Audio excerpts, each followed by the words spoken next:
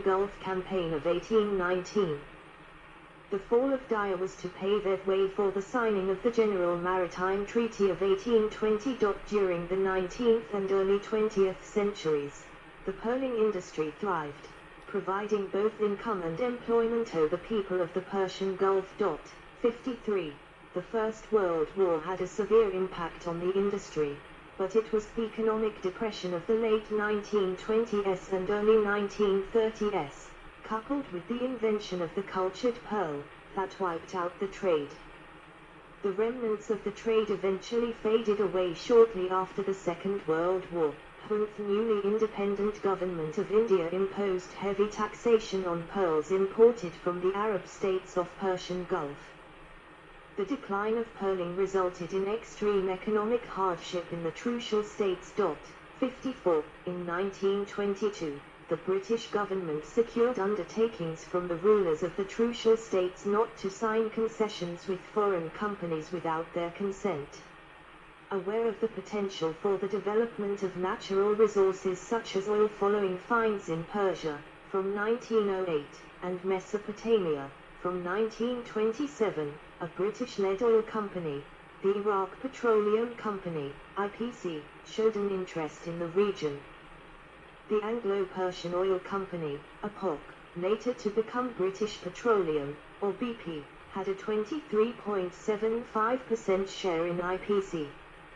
From 1935, onshore concessions to explore for oil were granted by local rulers, with APOC signing the first one on behalf of Petroleum Concessions Limited, PCL, an associate company of IPC. 55.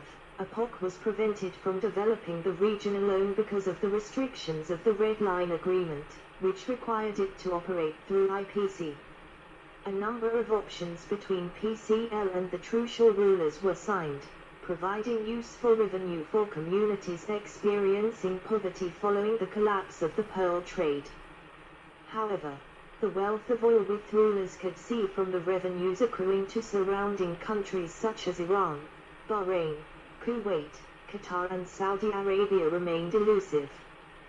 The first boreholes in Abu Dhabi were drilled by IPC's operating company, Petroleum Development, Trucial Coast, Limited, PDTC, at Ras Sad in 1950, with a 13,000 foot deep, 4,000 meter borehole taking a year to drill and turning out dry, at the tremendous cost at the time of £1 million. Dubai in 1950. The area in this photo shows Bur Dubai in the foreground, centered on Al Fahidi Fort, Deira in middle right on the other side of the creek, and Al Shindaga, left, and Al Raz, right, in the background. Across creek again from Deira the British set up a development office that helped in some small developments in the Emirates. The 7 sheikhs of the Emirates then decided to form a council to coordinate matters between them and took over the development office. In 1952 they formed the Trucial States Council, 56, and appointed a debater, Dubai's Sheikh Rashid's legal advisor, as Secretary General and legal advisor to the council. The council was terminated once the United Arab Emirates was formed. 57. The tribal nature of society and the lack of definition of borders between emirates frequently led to disputes, settled either through mediation or, more rarely, force. The Trucial Oman Scouts was a small military force used by the British to keep peace. In 1953, a subsidiary of BP, Darcy Exploration Limited, obtained an offshore concession from the ruler of Abu Dhabi. BP joined with company franchised as Petrols, later Total, to form operating companies, Abu Dhabi Marine Areas Limited, ADMA, and Dubai Marine Areas Limited, DUMA. A number of undersea oil surveys were carried out, including one led by famous marine explorer Jacques Cousteau. 58, 59. In 1958, a floating platform rig was towed from Hamburg, Germany, and positioned over the Sheikh Pearl Bait, in Abu Dhabi waters, where drilling began. In March, it struck oil in the Upper Tamima, a rock formation that would provide many valuable oil finds. This was the first commercial discovery of the Trucial Coast, leading to the first exports of oil in 1962. ADMA made further offshore discoveries at Zakamandal Soya, and other companies made commercial finds such as the Fateh oil field off Dubai and the Mubarak field off Sharjah, shared with Iran. 60. Meanwhile, onshore exploration was hindered by territorial disputes. In 1955, the United Kingdom represented Abu Dhabi and Oman in their dispute with Saudi Arabia over the Buraimi Oasis. 61. A 1974 agreement between Abu Dhabi and Saudi Arabia seemed to have settled the Abu Dhabi-Saudi border dispute, but this has not been ratified. 62. The UAE's border with Oman was ratified in 2008. 63. PDTC continued its onshore exploration away from the disputed area, drilling 5 more boreholes that were also dry. However, on the 27th of October, 1960, the company discovered oil in commercial quantities at the Merban No. 3 well on the coast near Tarif. 64. In 1962, PDTC became the Abu Dhabi Petroleum Company. As oil revenues increased, the ruler of Abu Dhabi, Zayed bin Sultan Al Nahyan, undertook a massive construction program building schools, housing, hospitals and roads. When Dubai's oil exports commenced in 1969, Sheikh Rashid bin Zayed Al Maktoum, the ruler of Dubai, was able to invest the revenues from the limited reserves found to spark the diversification drive that would create the modern global city of Dubai. 65. Independence. By 1966, it had become clear the British government could no longer afford to administer and protect the Trucial States, what is now the United Arab Emirates. British members of Parliament, MPs, debated the preparedness of the Royal Navy to defend the Sheikdoms.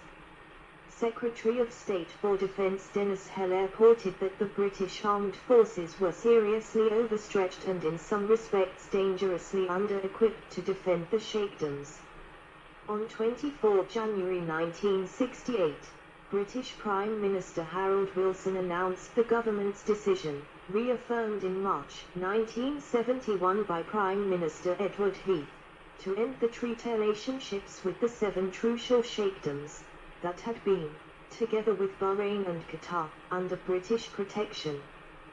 Days after the announcement, the ruler of Abu Dhabi, Sheikh Zayed bin Sultan Al Nahyan, fearing vulnerability, tried to persuade the British to honor the protection treaties by offering to pay the full. Historic photo depicting the first hoisting of the United Arab Emirates flag by the rulers of the Emirates at the Union House, Dubai on 2 December 1971. Zayed bin Sultan Al Nahyan was the first president of United Arab Emirates and is recognized as the father of the nation. Costs of keeping the British armed forces in the Emirates. The British Labour government ejected the offer. 66. After Labour MP Goranwi Roberts informed Sheikh Zayed of the news of British withdrawal, the 9 Persian Gulf Sheikdoms attempted to form a Union of Arab Emirates, but by mid-1971 they were still unable to agree on terms of union. Event half the British treaty relationship was to expire in December of that year. 67. Fears of vulnerability were realized the day before independence. An Iranian destroyer group broke formation from an exercise in the lower Gulf, sailing to the Toub Islands. The islands were taken by force, civilians and Arab defenders alike allowed to flee. A British warship stood idle during the course of the invasion. 68. A destroyer group approached the island Abu Musa as well. But there, Sheikh Khalid bin Mohammed al-Qasimi had already negotiated with the Iranian Shah, and the island was quickly leased to Iran for $3 million a year. Meanwhile, Saudi Arabia laid claim to swathes of Abu Dhabi. 69. Originally intended to be part of the proposed Federation of Arab Emirates, Bahrain became independent in August, and Qatar in September 1971. When the British Trucial Sheikdoms Treaty expired on the 1st of December 1971, both Emirates became fully independent. 70. On the 2nd of December 1971, at the Dubai Guest House, now known as Union House, 6 of the Emirates, Abu Dhabi, Ajman, Dubai, Fujairah, Sharjah and Al Quwain, agreed to enter into a union called the United Arab Emirates. Ras Al Khaimah joined it later, on the 10th of January 1972. 71. 72. In February 1972, the Federal National Council, FNC, was created. It was a 40-member consultative body appointed by the 7 rulers. The UAE joined the Arab League on the 6th of December 1971 and the United Nations on 9 December. 73. It was a founding member of the Gulf Cooperation Council in May 1981, with Abu Dhabi hosting the first GCC summit. A 19-year-old Emirati from Abu Dhabi, Abdullah Mohammed Al-Almaina, designed the UAE flag in 1971. The 4 colors of the flag are the Pan-Arab colors of red, green, white, and black, and represent the unity of the Arab nations. It was adopted on the 2nd of December 1971. Al-Almaina went on to serve as the UAE ambassador to Chile and currently serves as the UAE ambassador to the Czech Republic. 74. Post-independence period. View of Dubai. The UAE supported military operations by the US and other coalition nations engaged in the war against the Taliban in Afghanistan, 2001, and Saddam Hussein in Ba'athist Iraq, 2003, as well as operations supporting the global war on terror for the Horn of Africa at El Dhafra Air Base located outside of Abu Dhabi. The airbase also supported Allied operations during the 1991 Persian Gulf War and Operation Northern Watch.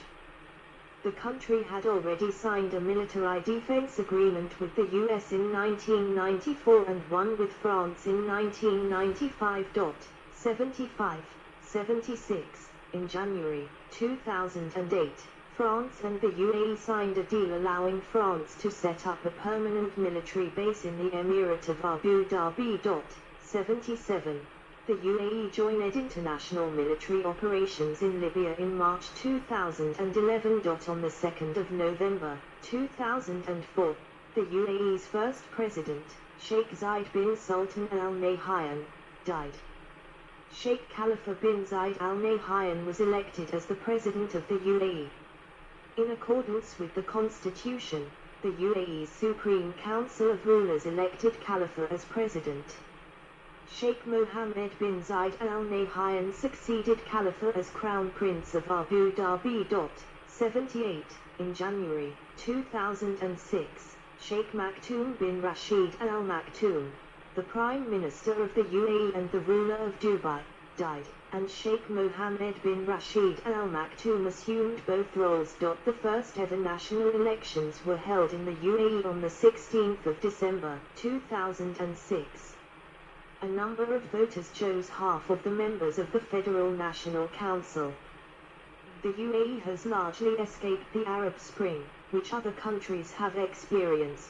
However, 60 Emirati activists from Al-Islah were apprehended for an alleged coup attempt and the attempt of the establishment of an Islamist state in the UAE. 79, 80, 81. Mindful of the protests in nearby Bahrain, in November 2012 the UAE outlawed online mockery of its own government or attempts to organize public protests through social media.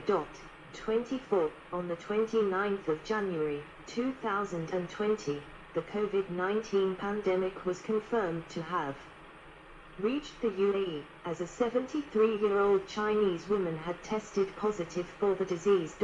82. 2 months later, in March, the government announced the closure of shopping malls, schools, and places of worship, in addition to imposing a 24-hour curfew and suspending all Emirates passenger flights. 83, 84, 85, 86, 87. This resulted in a major economic downturn, which eventually led to the merger of more than 50% of the UAE's federal agencies. 88. On the 29th of August, 2020, the UAE established normal diplomatic relations with Israel, and with the help of the United States, they signed the Abraham Accords with Bahrain. 89. On the 9th of February, 2021,